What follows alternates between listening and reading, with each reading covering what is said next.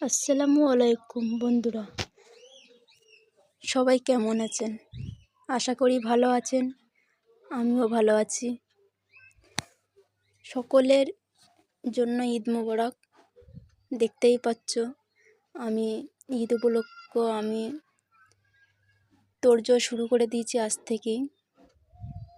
আমি আজকে কিছুটা ভিডিও করছি, নেক্সট কালকে আবার তারপরের ভিডিওটা চালু করব।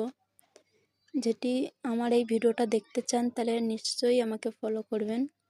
কি বানাতে চাচ্ছি আমি হাফ কিছুটা কাজ করে লিছি আজকে, কারণ আমি এগিয়ে রেখেছি কালকে যাতে না দেরি হয়।